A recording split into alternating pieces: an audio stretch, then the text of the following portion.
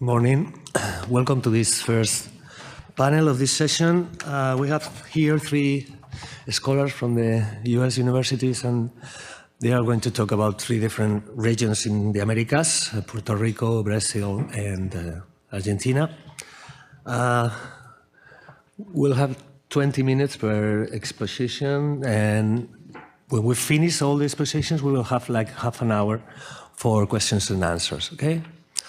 Noel Allende-Goitía is going to talk about, from Tallahassee Community College, is going to talk about embodied sounds, musical culture, popular agency, and the corporeal public display of political and social power in the state-sponsored festivities in 19th century Puerto Rico. Whenever you want. Yes. This research paper deals with the musical culture in Puerto Rico, displayed in central and local governments' festivities and the popular manifestation of celebratory rejoice during its long 19th century. The research was based on a body of governments documents, personal memories, and costumbristas literature from 1786 to 1896. Through the reading of these documents, we are able to assess, first, the level of coexistence within a same cultural context of the everyday life of popular dances and musical culture, and secondly, the capacity and mechanisms of the social elite and the political institutions of both the co-option and the appropriation of the popular culture. The present-day study of the public displays of the social and political elites' exercise of power in state festivities and the popular agency showing them has two objectives. One, to broaden our present understanding of a period of time so rooted in Puerto Rico's popular and intellectual imagination, and second, to reconsider all beliefs about the island's musical culture. This musical culture, as lived and experienced during these events, are interpreted as embodied sounds. For it is clear through the reading of the documents that the musics identified and described in them were not only heard, but seen as the corporeal manifestation and embodied existence of the music sound. In Puerto Rico, sponsored festivities and celebrations were a complex, dynamic, and adaptive side of human relations. Race and class played a central role in the island's private and public etiquette. Thus, a public display of state and popular rejoice became a prime subject or can become a prime subject of historical observation of music and music making as a common denominator, and an activity that allowed for corporeal manifestation of personal, collective, racial, and class identity. State-sponsored festivity had two main manifestations. First, the theatrical ceremonial display of power by the political and social elite, and second, the open appropriation of popular expressions of celebratory rejoice. From 1789 to 1895, the official reports mention protocol placement of the state church and military officials and the professional, commercial, and artisan guilds during the parade to and from High Mass. Once in church and after the sermon, a Te Deum Laudamus was sung, sometime by an orchestra and a choir. Martial music was heard, reveille early in the morning, the solemn and heroic marches during the processional. The open appropriation of popular musical culture was one of the salient features of the state-sponsored festivities and celebrations. From the free-color women dancing fandangos in the Santa Catalina Palace in 1747, the public games and dancing quadrilles in 1789, through the city's Cabildo authorized street dancing of slave and free blacks and mulattoes in 1830, 1831, 1834, 1844 till 1864. One remarkable example is the inclusion of Song in Papiamento, sung by a big masquerade of free blacks and mulattoes from La Playa de Ponce. The crowd included people from Curaçao, and as informed, and I quote, conducted by Manuel Gonzalez, a violinist and music teacher. All were dressed as women, las locas, in the manners of the people from that island, and with their music when singing house to house, a song published as number 7 in this book in the language of the said island, end quote. To imagine listening to such group of people singing Gente di Julandé vivi sempre con España, celebramos pra princesa mi sempre mi tingana, challenges most historical constructions about Puerto Rican musical and linguistic past. Moreover, by 1831 standards, this specific event was problematic for the white Creole worldview of what they started to call patria. The second example of appropriation occurred in 1858 during the celebration of the birth of Prince Alfonso. The government publication of the memoirs of this festivity described a gran alborada jibaresca, great peasant serenade. A big group of 69 troops representing the island's town and municipalities, including Vieques. As the publication states, and I quote, each song, each melody, musical instrument, dress, and their accessories and regalia were of common and general use through the island, representing Old Town. These comparsas jibarescas included the presentation of two trovadores, which were members of the social elite, Don Heraclio Bermúdez and Don José Sola, which sung three of the most popular musical genres of the time, a caballo, se chorreao, and seguirilla. Another member of the political and social elite, the Secretary of War of the General Captaincy of Puerto Rico, Don Eusebio Núñez, wrote the lyrics of these songs. The editor of the official report of the festivities complimented Don Eusebio Núñez for the command of his country's linguistic uses and costumes. From 1789 and 1896, we can see an increase in the explicit exteriorization of patriotism identified with the realization of a Puerto Rican self. From the celebrations related with the appointing Ramón Powers y Giralt to the General Assembly in Cádiz, to the invocation of a Puerto Ricanhood by appropriation of the 400th year of discovery of the Americas in 1894, and showcasing a homegrown industrial, agricultural, and cultural product in 1895. Musical genres are called by their places of origins, are diverse and coexist with those of local provenance. English, French, and Spanish contradances and waltzes, and from the Americas, jurga and sambe, would share space with the music and musical instrument in the uses and custom of the country, meaning Puerto Rico. Ballroom dances were the premium site in which the peninsular and the local elite acted out their political and social positionality. And music was the prime social lubricant and choreographer. Gallops, rigodon, Scottish waltzes, and Spanish and French contradances share social space with what were called then, and I quote, our sweet and languid contradances. As the country progressed, local composers are identified with all type of genre and music making. Furthermore, the peninsular and local elite had a common aesthetic preference for a local form of the contra dances, the danza. By 1858, a group of danzas were created by military and government officials to celebrate the birth of Príncipe de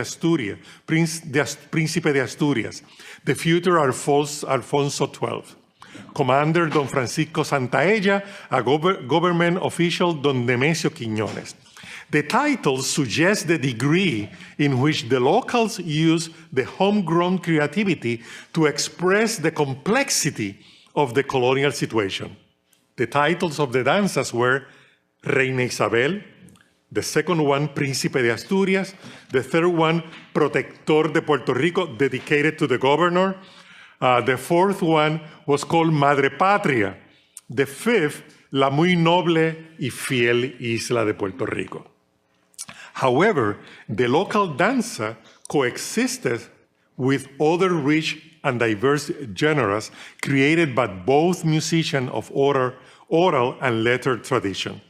The preference and consumption for the local danzas, contradanzas, lanceros, rigodones, and waltzes occupy the same aesthetic field with seises, caballos, coplas, seguirillas, serenatas, and patriotic hymns.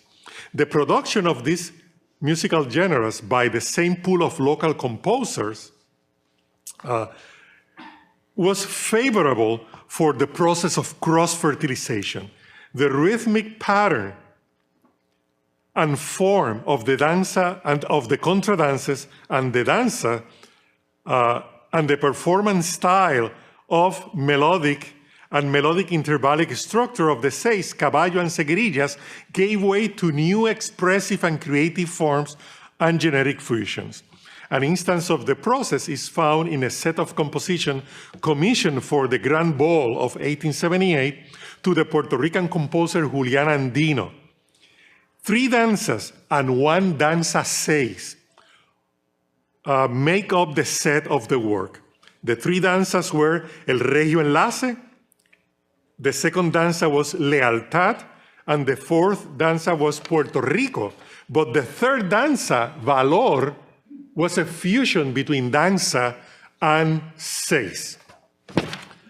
The third is the self-composition. During the last third and the turn of the century, Manuel Gregorio Tavares, Juan Morel Campos, Alfonso Heraclio Ramos, and José Ignacio Quintón also incorporated in their composition rhythmic patterns of the melodic bass line and the intervallic relationship in the melodic structure found in blacks, drums, music, and seises. The public displays of political and social power was not reduced to the symbolic oppositional nature of the peninsular and white Creoles colonial relationship. The demographic majority of the population was a highly Creolized mixture of African and African descent native of the island and the Great Caribbean. Government censuses show that during most of the 2/3 of the 19th century, the already Afro-Mestizo population received an influx of new forced migration from Africa.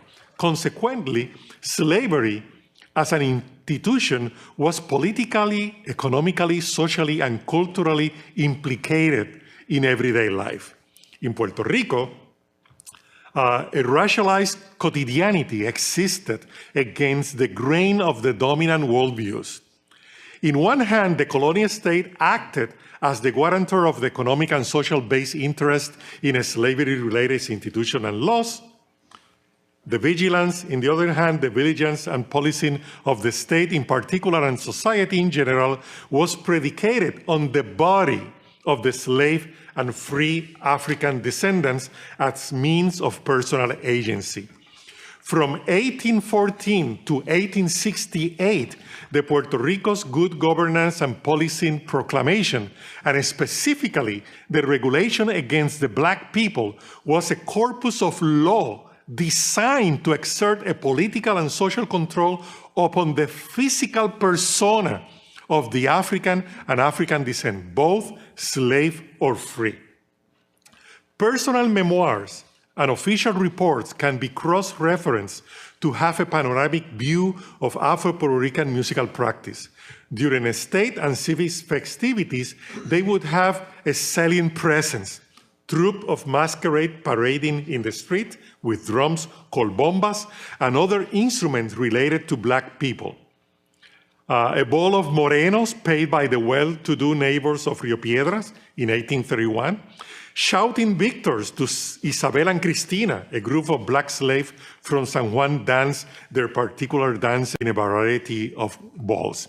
The city governance allowed 3 days of merry dancing in the place called Cruz de Santa Bárbara, today Bayaja, with bombas and maracas, a fraternity of Congos Finos parading through the street of San Juan and playing their drums and musical instruments, serenading the governor at his palace.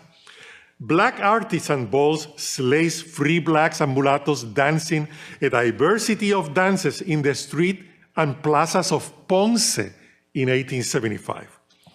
Personal documents and witnesses accounts describe and expose everyday lives as a field of existential performance for African and African descents in the island. A chronicle of music making and public display popularly rejoiced by African and African descent people is found in reports like the French botanist André Prieledru, private letters of travelers and residents in 1820s, informed accounts like Colonel George Flinter in 1832, Edward Bliss Emerson, the brother of the author, writing his family in Massachusetts, and a merchant from New York in 1836. Despite of this evidence of the profound imprint that Black people left in Puerto Rico's musical culture, their very musical existence was denied and at best minimized. Their cultural agency was considered by white Creoles as an outside the idea of nationhood and with no bearing in Puerto Rico's cultural persona. The white Creole ideology denied the Afro-Puerto Rican contribution in the creation of the building blocks of the melodic structure and pattern in genres like the danza, thank you, Seis, Aguinaldo, Canción Criolla, an early manifestation of the 20th century song dance like La Plena. Okay.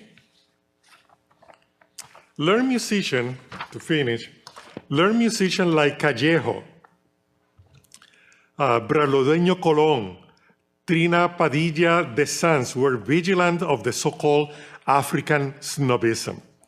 Dances composed by street musicians and dance in poor and working class neighborhoods and rural areas were deemed aesthetically unfit.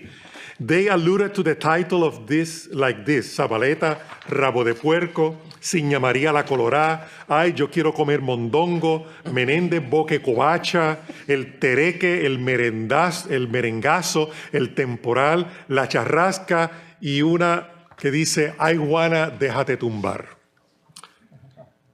The effort of this Africanization,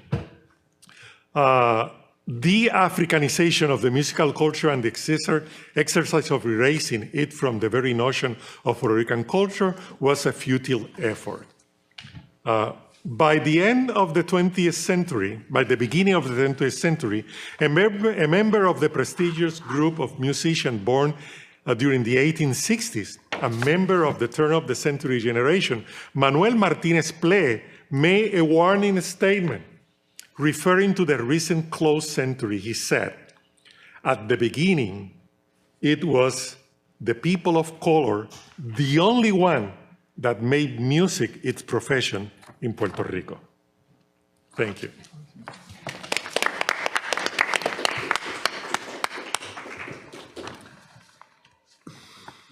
Thank you very much, Noel. Yeah. Scott? Who's next? It's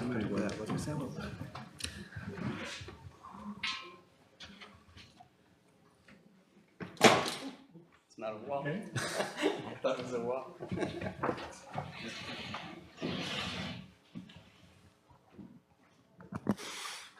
Well, next lecture, Scott Alves Barton comes from New York University, and the title of his lecture is Radical Moves from the Margins, Enslaved Entertainments and Harvest Celebrations in Northeastern Brazil.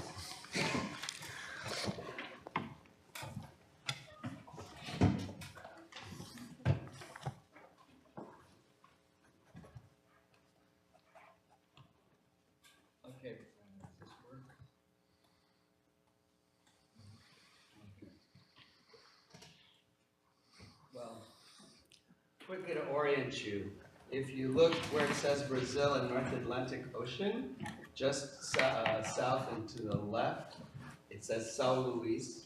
That is close to the equator, about 120 kilometers by the equator. That is something you should be attentive of, and if I can see it, Recife, halfway down on the right, is something else you should be attentive of. Okay. What we have no intention of eating should not be held up to the nose. What we say again. African diaspora culture is having a heyday. As such, the desire to recuperate men or bring a corrective in the collective histories is of great importance.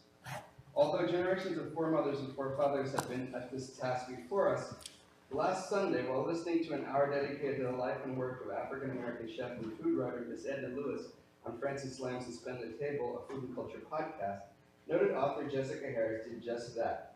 Miss Lewis had sewn clothing for Marilyn Monroe and had cooked for the likes of Eleanor Roosevelt, Greta Garbo, and William Faulkner at Cafe Nicholson near the 59th Street Bridge in the 30s and 40s. There, among other things, she was renowned for her sweet and savory soufflés. While the recent renaissance in her work has produced an edited volume of essays and articles and very short film, for many Southerners, which I have an essay, for many Southerners, read white, soufflé did not figure into the repertoire of a woman born of formerly enslaved parents in 1913 in the village of Freetown, Virginia. Harris definitely demonstrated how blacks had to be conversant in their foods as well as the foods of their masters, or later their employers. Therefore, having a cosmopolitan range in one's head and hand was to be expected. This corrective is exactly what is needed in flamenco among other areas of diasporic culture. I begin with eating since this is a multi-vectored site of consumption. Consuming culture, for me, eating a bull's tongue, enjoying the fruits of the recent harvest, and the presentation and sale of local and regional dishes to the audience, and the injection of liberation ideologies. Today I will speak through flamenco to another expressive song, dance, and performative form, also related to Iberia, the colonial and current pageant in Brazil's Sertão Nordestino, or Northeastern hinterlands, Bumba Meu Boi, or Dance or Slap My Bull. I chose Bumba for various reasons. Like flamenco, this Northeastern Brazilian tradition has complex multicultural roots and roots. It is a multi-ethnic, iconic folkloric tradition linked to colonialism, Portuguese rather than Moorish, consisting of three key elements: song, dance, and drumming instead of guitar. Also, its origin story is fairly nonlinear. Bumba's flowering was in the late 18th and mid-19th century and continues annually today. The tradition occurs in many cities, towns, and villages in the Northeast, with the epicenter being in São Luís do Maranhão, that I pointed out, a former Dutch, French, and Portuguese colonial entrepot and UNESCO World Heritage Site. Historically, São Luís imported many enslaved Africans from Dahomey and Benin, who brought Fon and Budon traditions, which are here celebrated as Tambor de Mina, an Afro-Brazilian religion distinct from Candomblé, a folkloric musical style, Tambor Criolla, both of which influenced the Bumba, along with local indigenous cosmology, spirituality, and colonial Portuguese plantocracy. As UNESCO designated city, heritage tourism integrates various classes of locals, nationals, and largely economically privileged predominantly European foreigners. The final and most important similarity is the transgressive Bactinian carnivalesque aspect shared between these traditions, evidenced during Franco's reign in Spain with flamenco, and in both colonial and present-day Brazil, respectively. Today, Bumba and Tambor de Mina are major sources of cultural popular and cultural heritage tourism. In a Brazilian context, cultural popular is synthesis of folklore and entertainment, occupying a Cancelian cultural space where traditions have not yet disappeared and modernity has not yet completely arrived. I would describe a more modern expression as the other major Bumba pageant in Parintins, which occurs in the Amazon. My exposure to the festival began in San Luis 10 years ago. I had been to Parintins, and I've seen other examples in Cachoeira in the state of Bahia, but I'm going to focus on Maranhão. The earliest iterations of the pageant were believed to have occurred in Bahia and Pernambuco states. Pernambuco is where Recife is. Linked to the influx of enslaved Africans harnessed for sugar production. Bumba first appears in regional periodicals in 1820, described as an aggressive, violent, bourgeois, and barbarous, fostering a degradation of moral order, but mainly identified as a denunciatory prank and as a threat to public safety. The first major published account of Bumba refers to its idiotic stupidity, its fandangos, and its theatrical mockery of the church and elites that occurs in Recife, 1,000 miles south of São Luís, in 1840 and 1864, respectively. In the literary social critique of O Carapucheiro no Corte, Chronicles de Costume, literally the court milliner of conical hats, figuratively that person who engaged in duplicitous illusions. Chronicles of Customs by former Benedictine monk Miguel do Sacramento Lopes Gama, also known as Padre Capucheiro, wrote, negro metido debaixo de bateia e o boi. A black man hidden inside a shaggy woolen costume is the ox. On July 3rd, 1850, in A Voz Paraense, Pará States newspaper, ran a story of Boi Caído, the fallen ox, on the eve of St. Peter's Eve by more than 300 blacks, pardos, or mixed race, and white miscreants. Police were charged with eradicating Boi Caído, whose danger was spreading like a vicious rattlesnake. The Bumba was seen as a transgressive conspiracy by the underclasses, Brazil's creolized racial democracy, in quotes, as a rebellion against elites. At this time, some of Gama's commentaries related to the 16th to 18th century dominance of the cattle industry and leather work as the necessary subset of sugarcane agriculture and as a profit center all of its own. Cattle and human importation began in 1530. During this period, dubbed the civilization of leather from 1720 to 1890, cattle outnumbered people 2-to-1. Cattle contributed to Portuguese global dominance of the sugar trade between 1530 and 1650, providing sole fertilizer for expanding development of tobacco plantations as well, and were also an important aspect of the triangular trade between 1600 and 1701. Global commercialization of cowhide yielded profits unparalleled until the 20th century when Brazil cornered the market on gold and coffee. As a domestic resource, cattle and cowhide provided transportation, plantation work, nourishment, clothing, bedding, and rope.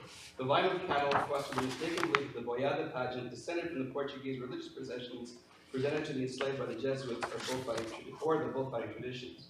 Bulls and bullfights had a history in colonial Portugal, including a wicker bull archetype in religious processions. Ostensibly in Lençóis do Maranhão, the sand dune region, there was a legend of the Portuguese prince Dom Sebastião linked to the June harvest festivals, yet none of these traditions are aligned with the carnivalesque, the transgressive or rebellious practices.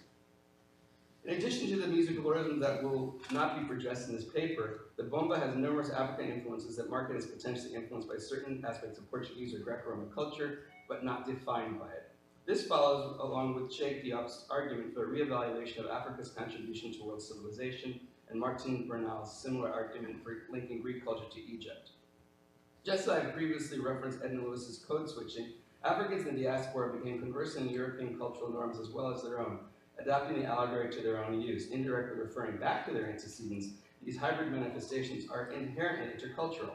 With reference to Wetmore's philosophy of 3 models of African-Greek connections, Orpheus, Athena, and Dionysus, where our Orphic paradigm preferred equivalence, Athenian reappropriation, and Dionysian expanding the Orphic while repositioning the original narrative as being counter-hegemonic and subversively intertextual, correcting and critiquing the original to support the subaltern. The Bumba participants are therefore never really simple performers, but performers marked by their ethnic identities and as such exponents of exceptionalism, not able to exist independent of their identity, for better or for worse. Whether reviewing the 19th century newspaper reports or interrogating current practices, the Bumba sotaque, or the accent, of various communities engaged in recreating and furthering the folguedo, or the pageant, continue to evolve their discourse on their own terms, consistent with their self-awareness and the choice of prepared dishes served for the public festivals that identify the nuances within each sotaque's gustatory orientation. Bumba can be directly ascribed to the work of two Nigerian writers, Olawale Rotimi, The Gods Are Not to Blame, and Wole Soyinka's The Deathly King's Horseman, as much, if not more than they can, to Greek tragedy. Rotimi's Afro-Dionysian recomposition of Oedipus Rex reveals some of the skeletal structure of the original, such as the theme of parricide, yet the skin and viscera are wholly West African and not Greek. Similar to Sophocles, Rotimi links several unfortunate events in the life of his king Odawale that have sealed his fate since his birth. Odawale's village engages with healers, as Pai San Francisco had done in an attempt to remove the cures related to the murder of a man that tainted the village essentially forever. The play highlights the ability for a culture to establish and maintain their social structure as a foundation of African community identity. The culture thus represents raison d'etre of the life for an entire society. While Soyinka's play determines that the king's death must be followed by the ritual death of his horseman, his dog, and his horse. The horseman's spirit is fundamental to secure the ascension of the chief spirit to the afterlife. If the ritual is broken, the cosmic order for both the king, the community, and the universe will be irrevocable, thereby threatening the well-being of the collective Yoruba and diaspora culture.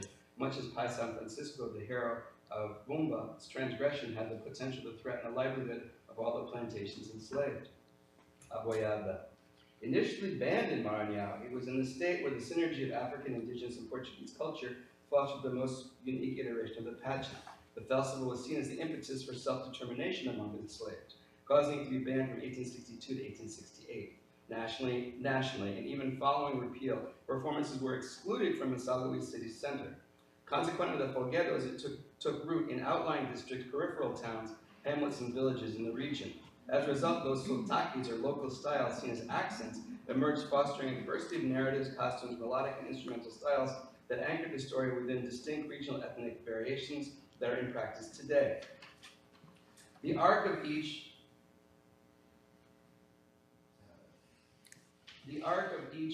Sotaki's Bumba performance symbolically begins with Guaranisi, the notification of the play, followed by the arrival of the troupe La Vai. Now it begins with the Chegue, or the Licença, songs that identify the arrival or commission of the group, announces the performance, echoing the tradition of appearing at each Sotaki sponsor's house. So historically, it was a neighborhood performance initially, and you would get sponsorship within the community, and you would go to their house and ask permission to show them what you had done that they had helped to sponsor. With the Saudação, the group traditionally honors the boy, or the bull, their sponsor and the saints. Today, the Saudação may include contemporary stories and topical current socio-political concerns of the community. During the central portion of the performance, the story of Chico, or Pai Francisco, and the death of the ox, known as the Comedia, is revealed. The Ururo refers you know what I'm trying to say, tongue-tied, to the sound of the boy resurrected through magic and faith. The Despedida announces the end of the performance and the group's departure. During the competition that occurs in June, each group is allotted approximately 90 minutes with a short break before performances. Along with this, several groups have created what they call toadas, or melodies for the bomba, and here is one melody and a translation. A lot of poetry is made, and here is an example of poetry that is spoken or sung during the festival. I'll let you read. In the brief plot focuses on Catarina, a pregnant black woman on a farm or plantation who has an insatiable craving to eat bull's tongue during her pregnancy, which leads her to convince her husband or lover, Pai Francisco, or Chico, to slaughter the coronel, or the master's favorite bull, pet bull, for her while the master is away from his plantation. Upon the master's return, he calls for his bull and is nowhere to be found. Everyone suggests to him that he ask Pai Francisco, who was caught with the evidence and is persecuted, jailed, and held under guard. In an attempt to right his wrong, Francisco calls for help from the priests and from doctors who cannot resuscitate the bull. He turns to the archetypical savant black mammy figure, who suggests that he harness curanderos, or healers, indigenous metaphysical spirits of the land and or African deities, all of whom come forth. Guided by the savant, ultimately Chico, with intercession of the healers, is able to resurrect the colonel's pet bull. Here are some of the figures that I'm talking about. The drama continues through the night, fueled by fear and cachaça. Like Cante Hondo, Flamenco's deepest song, characterized by profound emotion and depth, themes of death, anguish, despair, or religious doubt, it has a similar flow. Ultimately, the indigenous and African spirits help him to resurrect the bull, restoring him intact, thus pleasing his master, and allowing Pai Francisco to live freely and metaphorically manumitted. It is serendipitous this festival occurs during São João, the harvest for sugar, peanuts, corn, and other things in the Northeast. A brief cessation of work, fires are lit throughout the townships, and everyone throughout the nation returns to their natal home to be with family, much like the United States Thanksgiving practice.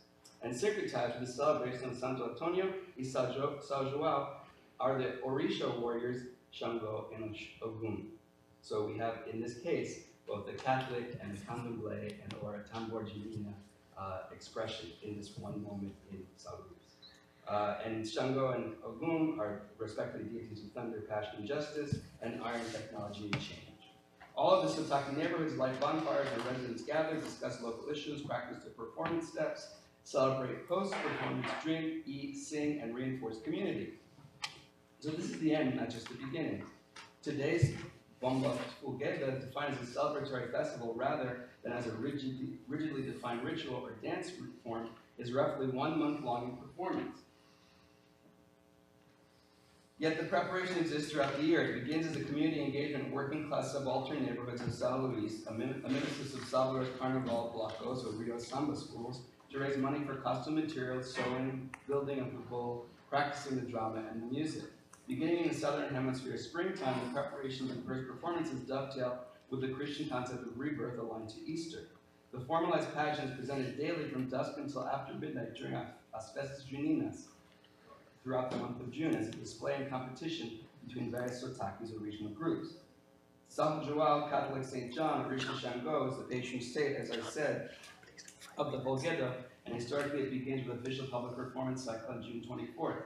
On June 30th, celebration ends the public phase of the festivities, but not until the close of the yearly cycle that occurs with the Morte do Boi, the death of the bull. So generally he's not killed during the cycle, even though he ostensibly dies in the drama, because the citizens need the bull to be alive and later celebrate him.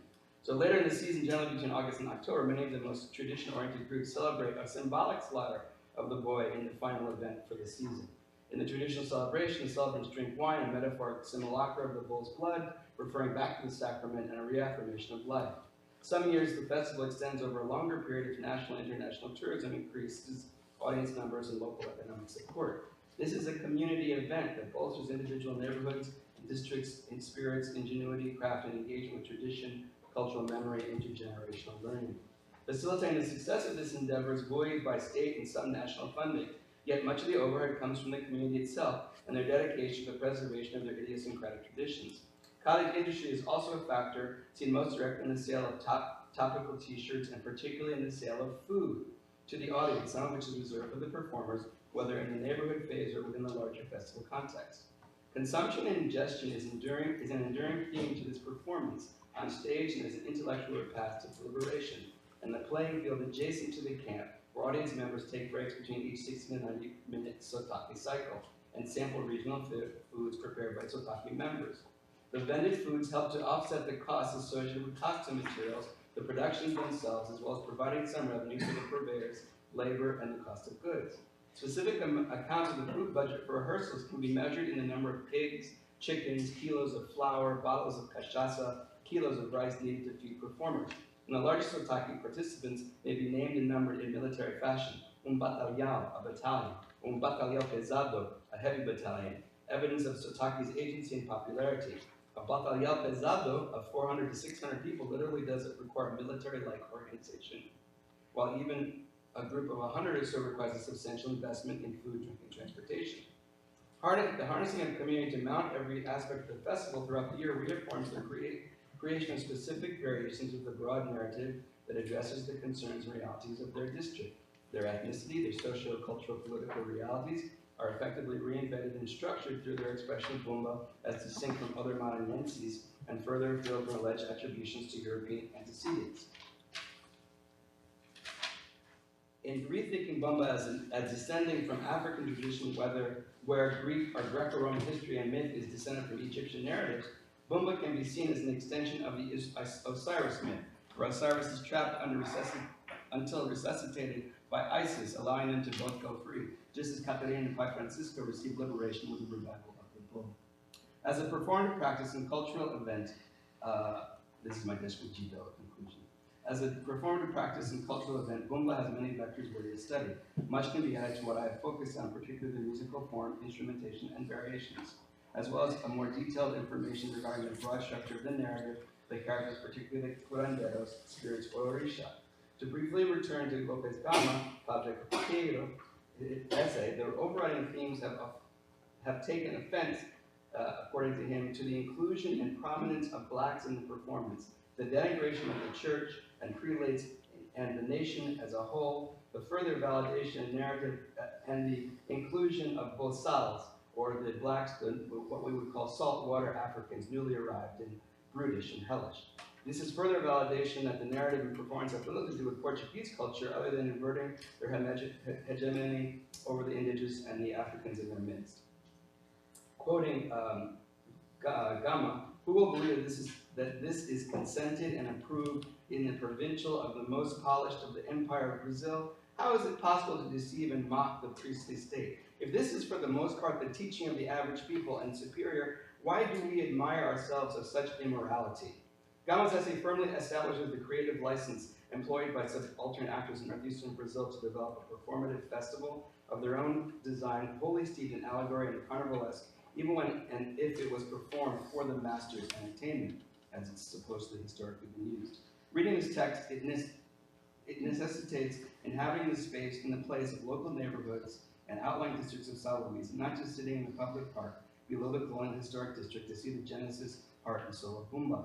Herbert Cole's essay on Ghanaian festivals provides a perfect characterization of Boyada Maranhense. I quote, "A festival is a relatively rare climatic event in the life of any community. It is bounded by a definite beginning and end, and it is unified thereby as well as being set apart from the above daily life. Its structure is built on a core or armature of ritual. The festival brings about a suspension of ordinary time, a transformation of ordinary space, a formalizer of ordinary behavior. It is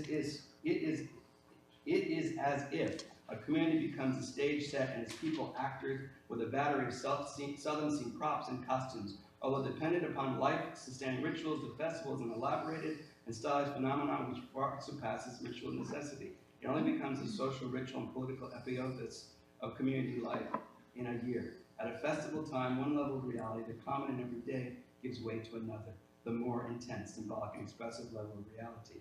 So finally, within the lexicon of folklore attribution, appropriation in context relates directly to social, political, chronological, and historical precedents, supporting the origin of the antecedents of a folktale, myth, or legend. The roots that evolve a narrative can be identified as the sum total of a community's knowledge, where each member has a thread or a portion of the whole, contingent on communal knowledge sharing and expression in practice or action.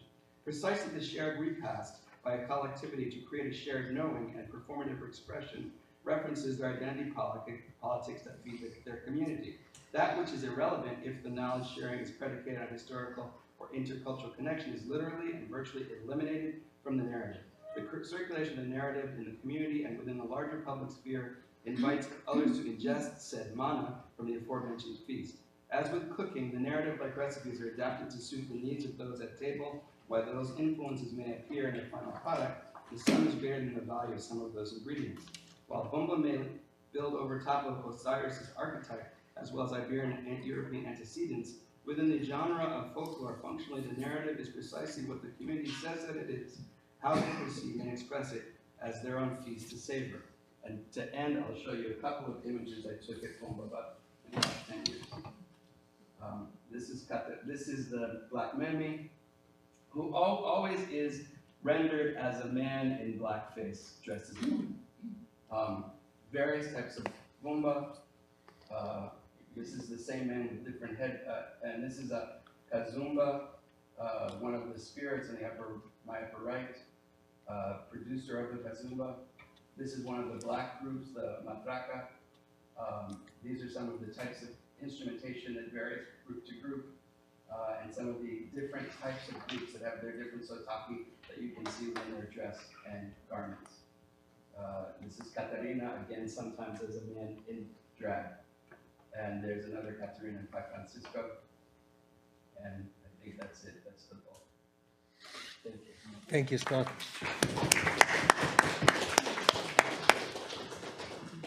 Thank you. Okay, last lecture of this panel is John Turci-Escobar from the University of Texas at Austin. The title of his lecture is An Archeology of the Tango Dance. What do we know about its origins in 19th century Buenos Aires?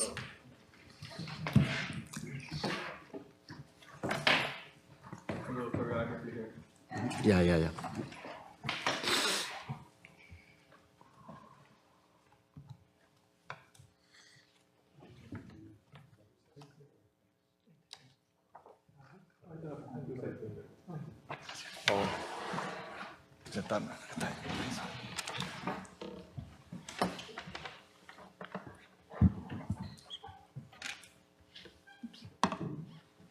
Okay, thank you. I have no images or sound or anything, so it's going to be a little boring. So I'll begin with two competing quotes from Argentine musicologist Carlos Vega. The first one appears in his 1936 monograph, Danzas y Canciones Argentinas. Vega is discussing how, during the 1860s, a spirited cohort of aristocratic and plebeian porteños are the people from the port city of Buenos Aires, was creating a new way of dancing. He closes with the following hyperbolic observation. As a partial historian, I affirm that in terms of choreographic forms, these porteño plebeians and aristocrats carried out the most vigorous and original effort of the last centuries. End quote. The fruit of this creative effort, Vega explains, was a choreographic vocabulary known as cortes and quebradas. Towards the end of the century, Vega argues, this new way of dancing would acquire its own music and eventually a name, tango. My second Vega quote was published 20 years later in El Origen de las Danzas Folclóricas and seemingly contradicts his earlier observation. Vega affirms that the first half of the 19th century was, quote, without a doubt, the most brilliant period of Argentine social dance. Although these quotes appear contradictory, closer examination suggests that they are intimately related. The fact that the most vigorous and original creative effort in the area of choreographic forms arrived on the heels of the most brilliant period in social dancing was no accident. Tango choreography did not emerge ex nihilo, but rather it blossomed from a rich culture of social dance. To understand the origins of tango, therefore, we should examine its roots in the music choreographic practices of the first half of the 19th century. In this paper, I focus on two features of porteño dance cultures from the first half of the 19th century. These features, I will argue, not only shaped the new dance that emerged in the 1860s, but perhaps even made it possible. The first feature concerns the forms of sociability that were prevalent in Buenos Aires during this period, and in particular, how the political persecution that marred strongman Juan Manuel de Rosa's federalist regime affected the sociability of porteño elites. The second feature of pre-1850 porteño dance culture that shaped tango is technical in nature. The waltz craze in Europe had sparked the development of new techniques for navigating larger and more crowded dance floors. The transfer of these techniques to Buenos Aires, I will suggest, was foundational for the new choreography. Without them, there could be no tango dance. So let's begin, therefore, with a discussion of the new choreography of cortes and quebradas. Investigation of the 19th century origins of the tango requires a quasi-archaeological approach. This is because contemporaneous sources are scarce, very scarce, treat the subject tangentially, and reflect the biases of the porteño elites. Let us begin with one such source, albeit a very important one. The pertinent passage is buried in the voluminous memoirs and impenetrable prose of Ignacio Fotheringam, an Englishman who arrived in Buenos Aires in 1862 and had an illustrious career in the Argentine army. Reminiscing about life in the 1860s Buenos Aires, Fotheringam writes the following, and the translation is very imaginative. The Hotel Oriental, nicknamed the Tal, was a rendezvous where aristocrats could display their choreographic enthusiasm for milongas with special cortes and mazurkas with horizontal quebradas and agachadas, challenging the locals of the Latino neighborhood who boasted their skills on the dance floor and with a knife, end quote. Fotheringam never mentions the word tango. The association of the dance, the music, and the name tango only took root towards the end of the 19th century. In the decades that preceded its christening, Tango dance was known simply as dancing with cortes and quebradas or any variation of these terms. What makes this passage significant, therefore, is Fotheringham's use of the terms cortes and quebradas, which I've highlighted here. These terms, Vega explains, suggest that already in the mid-1860s, dancing with cortes and quebradas was popular in certain free environments of Buenos Aires. From this passage and following Vega, I will emphasize the following points. First, Porteño dancers use cortes and quebradas to enhance existing European couple dances, as well as the native milonga. Second, and quoting Fotheringham, the new style of dancing was practiced by young men of good and not so good families. While Vega initially emphasized this aristocratic plebeian opposition, he later expanded the group to include dancers, by which he meant men of all social classes. Third, Fotheringham does not mention women. This omission most likely reflects the social condition of the women at the Hotel Tal, which was a brothel. Fourth and last, the new choreography was danced in a spirit of competition. Now, the practice development and eventual dissemination of the new choreography required forms of stability that, like the Hotel Tal, allowed dancing, fostered the interaction of men of all social classes and races, and flaunted a carefree environment less bound by conventional mores. So what were these cortes and quebradas? Although, according to Fotheringham, they were already in use in the 1860s, the earliest source I have found that mentions them is from 1880. It appeared in an anti-clerical periodical, Libre Pensador, Free Thinker. This is a very confusing quote. I'm not going to get through it, but I'm just going to point out that the words al corte, and that he compares al corte for this kind of dancing with bacchanalia, sort of with this lifestyles, and the fact that this writer, he also mentions al corte with the Paraguayan gombia and African candombe, which means that he and the readers, his expected audience, were interpreting this kind of dancing through a racial lens. So the earliest source that describes the dancing itself is from 1886, 20 years after it originated. I will quote from this source below. For now, I will observe that, according to most scholars, cortes consisted of sudden, dramatic, and capricious suspensions of movement. Now, everybody's thinking flamenco, I know, right? But I'm not going to go there.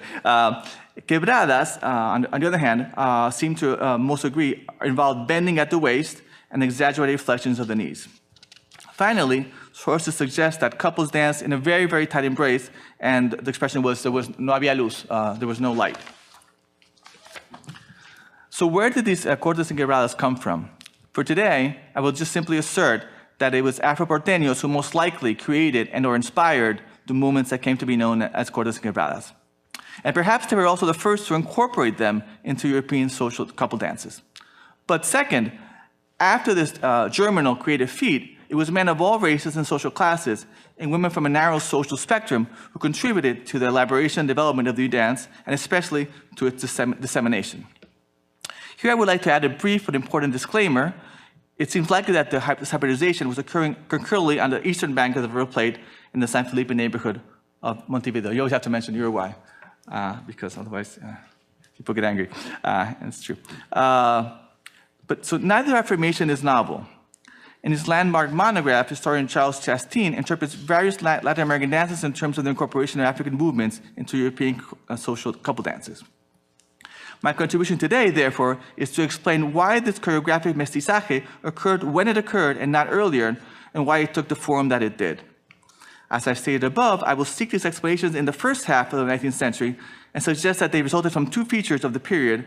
One is the nature of the prevalent forms of sociability, and second, the innovations to choreographic technique that happened in Europe in the 1840s.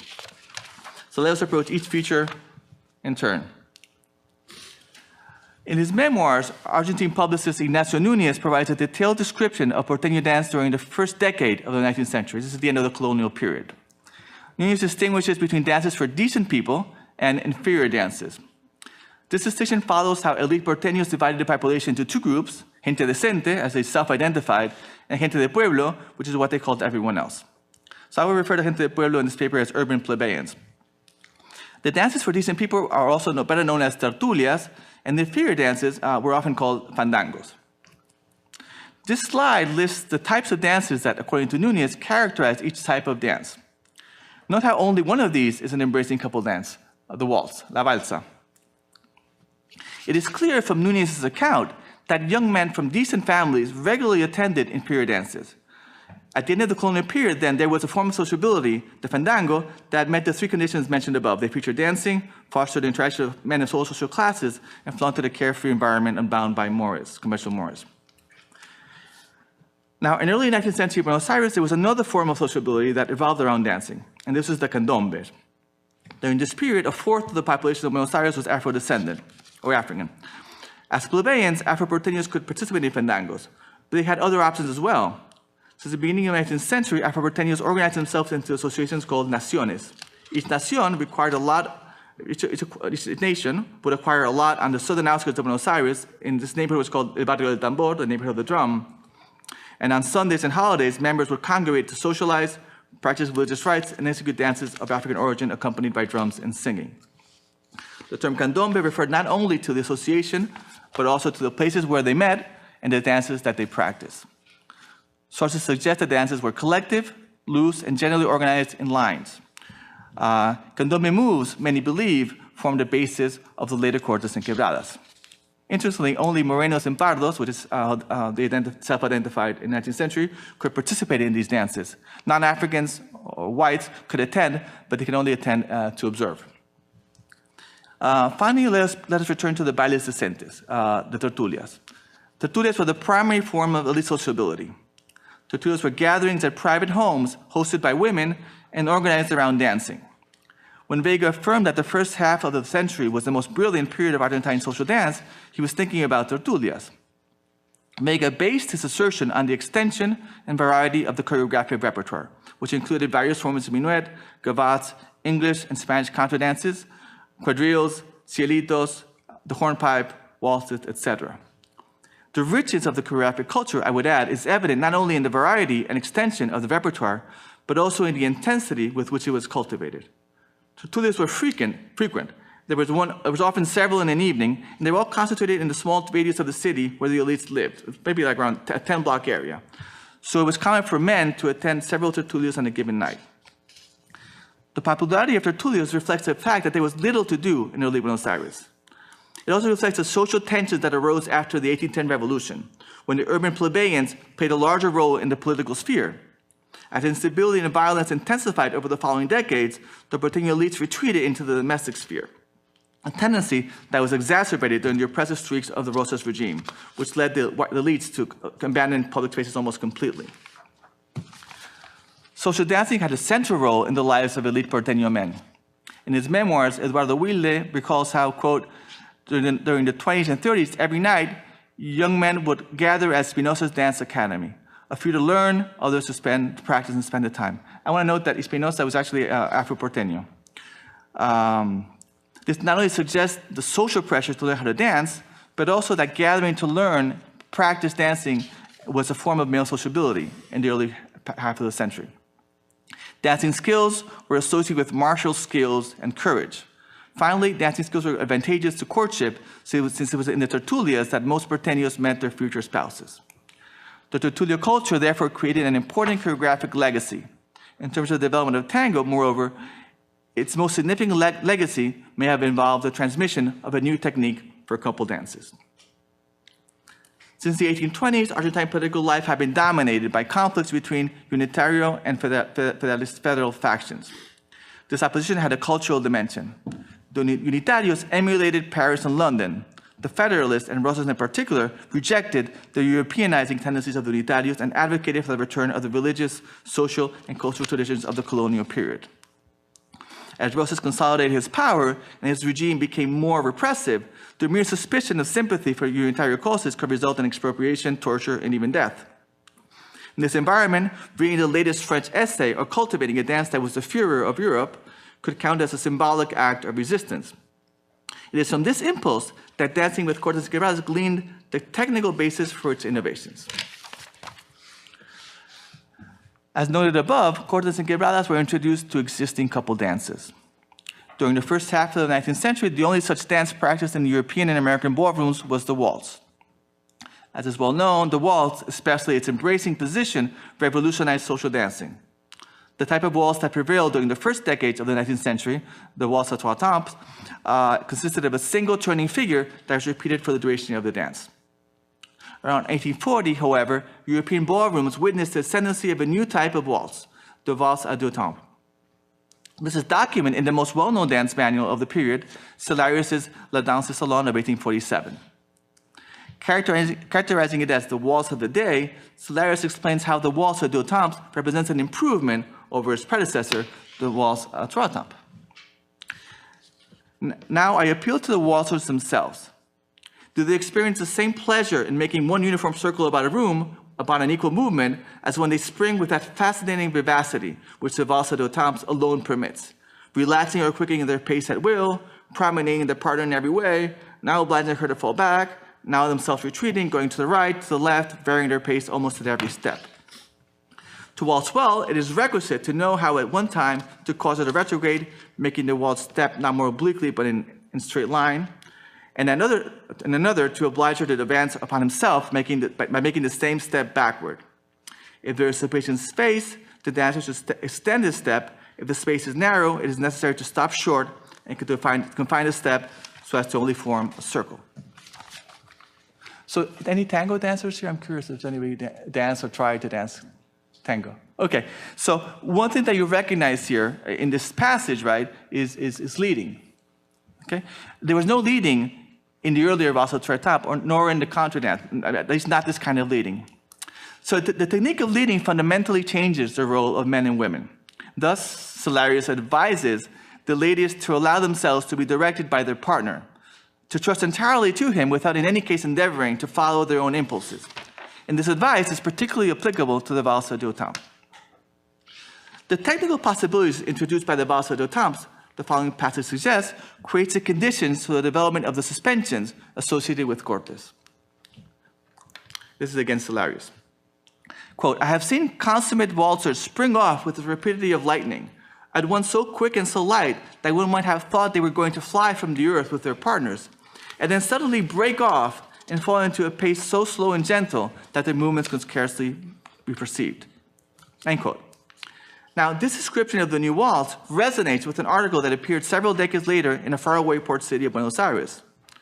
Published in 1886 in the newspaper La Nación, the article describes a dance at El Pasatiempo. El Pasatiempo was actually a place frequented by by now pretty relatively small Afro-Argentine community. In doing so, the author provides a first detailed description of dancing with cortes and quebradas. So, the criollo dance, purely criollo, advances like everything else in this hydrogenated nation. And those who haven't recently witnessed dancing with corte and quiebre have no idea what modern dance has become. The foundation is the rhythm, the intention is amorous, soft, easy, undulating, full of surprises and the syncopation of the movement that accompanies the music's syncopation. Every dancer, every couple is a live tableau of changing attitudes. They cling together, they bend, they step, they run, they undulate, and like a musical's corkscrew, they move along, turning and changing direction in a Solomonic column leading to hell. So when did the technical innovations of the waltz à deux temps arrive in Buenos Aires? We know that the polka alighted on the banks of the River Plate in 1845 and was proclaimed as the furor of Europe. From its forebearer, our friend Cellarius informs us the polka inherited leading, improvisation, and the defined gender roles of the waltz. Although we can't be sure that local teachers could execute the polka and guide its variation in a way that would satisfy a Cellarius, we may assume that porteño dancers strove to master the new technique. On the heels of the polka came the mazurka and the chotis with the venerable waltz. This generation of close couple dances served as were the vehicles for the development of dancing with cortes and quebradas. It is the technique of leading and following extemporaneously, however, that provides the foundation for dancing, for the new form of dancing. Without it, there could be no tango choreography. Now, if the technique arrived in Buenos Aires before the first half of the 19th century, it did so because the porteño elites, defying the culturally conservative regime of Rosas, were determined to adopt everything modern that Europe, especially Paris, had to offer. There is a certain irony in the fact that the dance that purportedly represents the soul of the Argentine popular classes was made possible by the Europeanizing tendencies of the porteño elites. who adopted the latest ideas and fashions of Paris, not only because they epitomized civilization, but also because they signified a rejection of the plebeian barbarism represented by the Rosas regime. Even more ironically for this popular genre, it was a fold of Rosas, whose regime was widely supported by the popular classes, that usher in new forms of sociability that where the tango dance and music were, if not invented, definitely elaborated. Foremost among these were the so-called academias de baile. The first academias were established by Afro-Porteño women, often on the lots of former nations. While ostensibly functioning as dance venues, these establishments exploited the clandestine yet very lucrative trifecta of alcohol, gambling, and prostitution. These venues catered to the growing community of single men that internal and external migration brought to the city as Argentina embarked in fits and starts in the process of nation building. The patrons of the academias included petulant urban gauchos, Italian immigrants, and quite often the sons of Porteño elites, who in the new political order could again indulge in slumming exploits and expect leniency from the authorities. It is in such spaces that the rich but not intersecting dance cultures of the early 19th century could cross-pollinate. The flexions and hip movements of the candombe, the European couple dances and techniques imported by the elites, and the rural and suburban plebeian inferior dances with their resonance of fandangos, and increasingly, the musical and choreographic traditions brought by the ever larger waves of European and especially Italian immigration. To explain this all, however, all of this, however, requires a different kind of paper, a new paper, and much more archaeological expedition. So, thank you.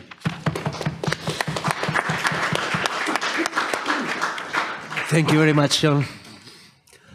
Now it's time for you to participate. Questions and answers. Who wants to open the debate? Thanks. Really enjoyed the last two papers. I missed the first one, but last two. I was curious about one of the slides for the archaeology of the Tango. There was one slide where you're talking about candombe. Candombe. On the same slide, you also mentioned Paraguayan bomba. Do you say more about the bomba? I don't know. I know in Paraguay there's a lot of racial mixture with the Guarani, Spaniard, and African. So that's something I don't know anything about.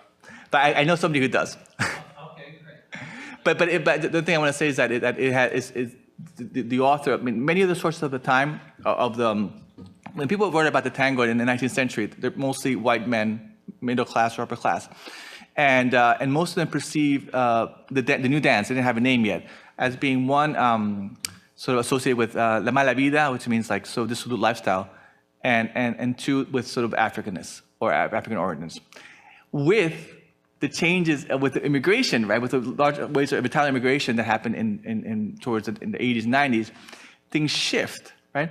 And so there's a new image of Creoleness, right? And now Africans are beginning to be idealized because they're fewer in the population, and the Italians, right? So they begin to not blame the tango not on the Africans, but on the new Italians. That's also mixed with the anarchists, the infusion of anarchism and stuff like that. So it's a very changing thing. But the one thing I'm going to emphasize though is that they early on it was associated with sort of African culture. Great. Thank you. I'm sorry I couldn't answer that. Yeah, I have a question for Scott, and I would you to talk a little bit more about. Basically, I want to know why this character came out in blackface and as a black, precisely. I don't know. I know but just theorize, because at least you are the specialist in what I'm being exposed to. Assyrian culture, so you must have like certain answers to why this transformation happened for that character. Yeah, it's very curious. What I didn't show you is the range of sotaques and they're identified when they come up as people who really identify as Brazilian read white, Brazilian, Afro-Brazilian, Afro-Indigenous. Like if we go into the racial classifications as Pardo, Caboclo, et cetera, that give all of these nuanced identities, but almost exclusively, particularly the the savant is a black woman and is almost exclusively in blackface, and excuse me, is almost exclusively a black-faced man in drag. Yeah. And it's confusing because when I speak to the people, they don't seem to take it as any question. And I only can theorize that this identity, you know, in Brazil, one of the things that would be a mimesis of our image of Uncle Tom is called the preto velho, the old black man. But as opposed to being somebody who maybe is not held up by the race, he is seen as this ancestral figure that is very knowledgeable and is very empowered to teach the next generation. And so I think the use of this pseudo-black woman is similar in its application in Bumba, because she can be comical. As I said, there's one aspect that's called comedia, and sometimes she's got a farcical aspect, but generally she is the intercessor. She's the one who shows Pai Francisco that there's an opportunity for change. And that's the black woman who helps him to understand, you need to not go to the doctor, you need to not go to the lawyer or the priest, you need to go to the spirits. And so my assumption has always been, since they don't really explicate it, that it's the heralding of the black woman, which, just to add and I'll close, tambor jimina, the religious practice that's common to Sao Luis, is matrilineal. As opposed to candomblé, there's often been said it is, and women have a big role. In tambor jimina, it is a woman who is the head of that religious order. So it would fall in line that a black woman would be seen as the giver of knowledge. Thank you.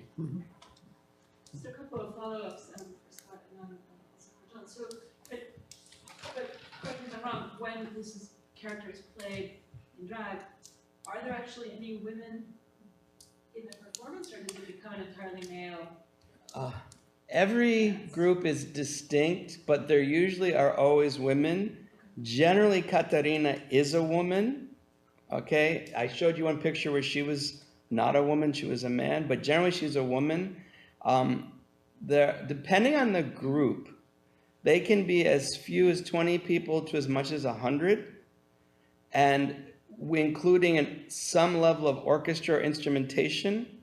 And in the kind of almost Vegas style, sometimes the bulk of women are dancers, it's true. Within the characterization of the actual drama, there are usually 2 or 3 women, most likely Catarina is the key woman.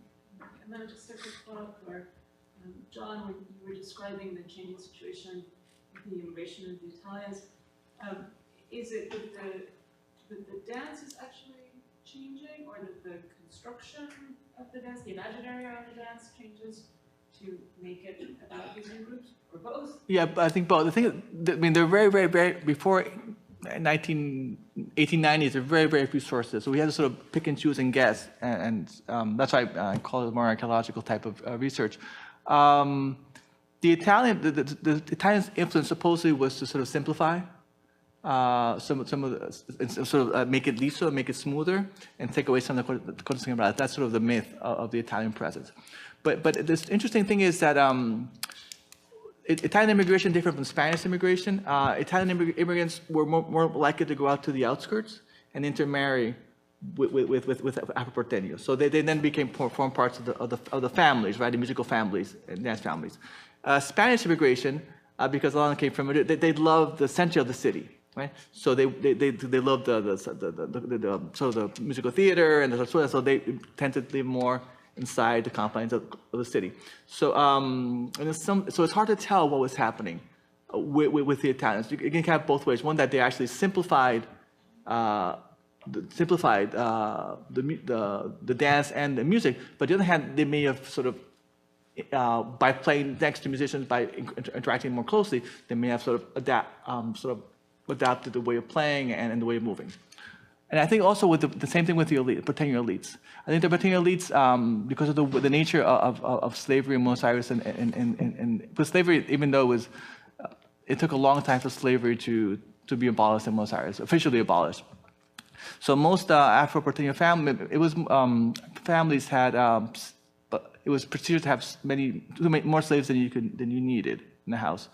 And so most Porteño elites had African wet nurses. The closest people they interacted with were Afro-Porteños. So I think there's a sense where the elites picked up, just through contact, right, the kinetic knowledge, right, of Africans, in a sense that maybe the rest of the white population didn't. Also, for Afro-Porteños, most of the musicians, like in Puerto Rico, were maybe people just say, "Oh, the tango is Afro-Porteño music," and actually no. Most music in Buenos Aires in the 19th century was Afro-Porteño, because most of the musicians were Africans. That's a way of ascending into the upper. And interestingly, while most poor whites or poor, whatever, white was a very different category than the way we could find in the U.S. Were excluded from the upper class households. Most of the piano teachers and dance instructors were mulattoes, right? And they had direct access into the elite households, and they were competing to have these guys play in their parties, and they were like, the elites would say, "Oh yeah, well there was a famous student of Liszt who went to play in Buenos Aires," and he goes, and a very upper, one of the sort of the matrons of Porteño said, "Oh yeah, Thalberg is okay, but he doesn't have the rhythm. No tiene compás, right? The rhythm of Espinosa." Right? So in a sense, the mix is very interesting, and so it's much more complicated than most Argentines want to make it. Argentines tend to make it want to be black and white and popular, elite versus blah blah, and there's all these essentialisms, and it's much more interestingly complex. But thank you. I was curious about the Fandango. It seems like each scholar mentioned the Fandango. Can you talk more about that, or are they interconnected? Yeah, the fandango with the chacona and zarabandas and other Afro-mestizos music from the Americas belong to a group of music that first crossed the Atlantic the other way, from the Americas to Europe. In the case of the fandango had another turn, because one, it was creolized in Europe, and yes, I use the term criollo and creolization for European music. Then returned back, and it has a second air, but the one developed in Europe. So you have two fandangos, more popular, and in the case of Puerto Rico, now the new studies, we are advancing the idea that what we call seis chorreado and all the seises are local development of the old fandango. What happened is that in Puerto Rico, we lost the zapateado. And yes, you can lose culture. So we lost the zapateado, but most of the seises, especially the seis chorreado, it is known that it was primarily a zapateado kind of fandango. If you have the opportunity to listen to a present-day seis chorreado, it's a 2x4, but what you discover is that it's a binarization of a tertiary compass, meaning that yeah, you're playing 1-2-1-2, but suddenly, especially when the instruments are improvising or playing solo because of the dancing, because most people think that the seis con décima is just for singing. But yes, you sing, but people are dancing. So the trovador stops and the ensemble keep playing. And you start noticing that within that two, as in any other like son jarocho and other music in Latin America and in Brazil, you are marking two, but you started having these threes and twos against each other. And we have what it was called in Puerto Rico during the 19th century, a new tango. And now in Puerto Rico, now we are trying to advance that idea because the fandango as a native music genre, it wasn't considered by the 19th century and early 20th century intelligentsia in Puerto Rico. Yeah, I'm sorry I didn't really talk, but now you mentioned about the zapateado, and I just want you to clarify when you talk about the loss of zapateado, you know, inside that musical form, or you're talking about zapateo broadly? In both, because it wasn't the only, I mean, the Seixo Real wasn't the only. We are just reconstructing historically, for instance, the only reference to a zapateado in a text is by in Lingua Abad y la Sierra in 1782. I was taught that was the latest reference to a Seixo Real.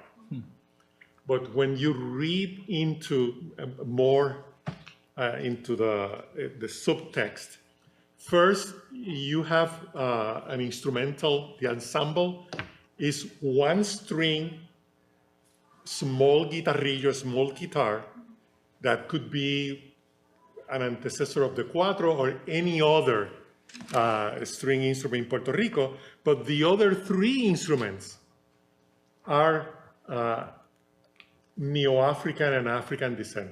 It's a calabash, something that we can call a güiro, but and the other one, who we don't know what exactly, but they were percussion, not membraphone, they were idiophone. So we start questioning if either what we know about the Seixo Real now is kind of blanqueamiento of that old fandango, or since most of our musical knowledge is based on the identity debate of the 1930s, that we have left a lot of things out of what is Puerto Rican identity, mainly because it's Black. And I wanted to finish because I think that we connect in something. Our social and race positionality is enacted, is acted out, like Michel Desertot. So it's a corporalization, it's an incarnation or embodiment of our positionality, and socially is based on our notion of race, because most of our discussion about is movement. So why is social dances are distinguished from more popular is how you the stance, mainly. And actually, Yvonne Daniels has advanced the hypothesis that within the Afro-diasporic community, when you have a group of Black people that have assimilated or incorporated European dance movement into their own, the posture is more recto, erect than the other. And you see the same difference when you see a ballroom dance salsa, and when you are from Cangrejo, Santurce, you know, you bend more than the ballroom. Which, yes, but because I have seen in Ghana, you know, you see an Ashantahene, and the Ashantahene, they don't bend. And they are not imitating European style dancing. So, but I can understand from which point, what point she's trying to say, which makes sense, because every time in Puerto Rico or in Cuba, you see something, especially when you dance with drums, that the choreography is imitating the contra dance or the minuet. Yes, the posture is more erect and is trying to imitate that posture of high society dances. And when it's not, then you see that the body is more malleable. You know, it's interesting to me because I didn't show an image, but there's a group called the Boyadero that is more like Tex-Mex, country western. And they wear cowboy boots and usually white and black with a lot of fringe.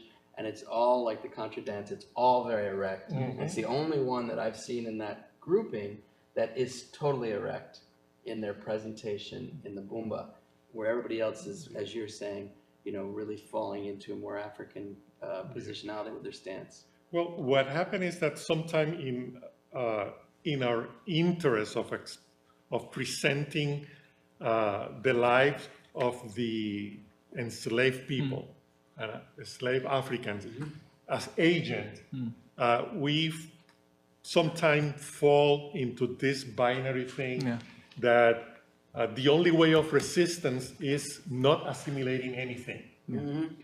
And my proposition is that, we cannot fall into this, I'm sorry for saying, this Trump idea that he only liked dead veterans.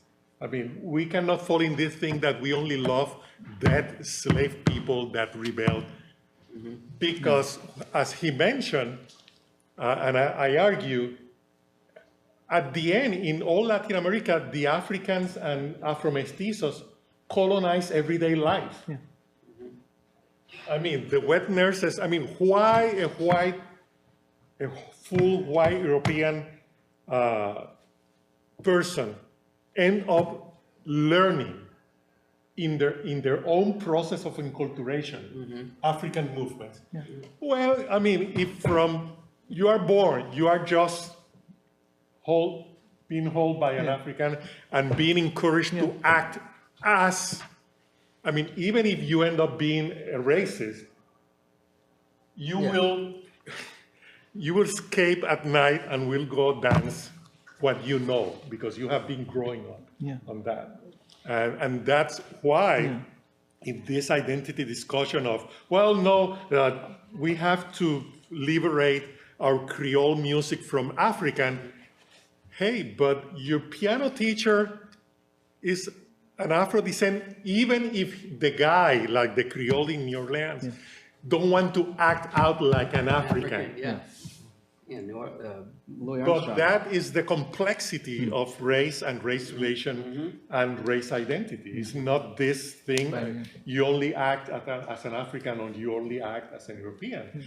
I mean, and that is why it's so complex and problematic when we try to study and sort out when one thing start or end. It's the dialectic in St. Telmo Square in Sao Paulo, the honorific statue to the black woman, Mai Preta, is a woman suckling. And so a lot of people have issues with it, but in a way, relating to what you're saying, it's also identifying how much she's inserted in the culture and how much she's influencing the culture by her presence as a wet nurse. I mean, an illustration of that is that there is a bishop in Puerto Rico, now I can't remember the detail, in 1600, and the mid or the second half, complaining, well, we don't have flour to make bread, and I'm tired to eat plantain and cassava. And happens that his servant, it was an African slave. So he was the religious authority, but he was colonized by the black woman cooking. All right, thank you for this discussion. We have no more time, unfortunately, for this session. Thank you very much.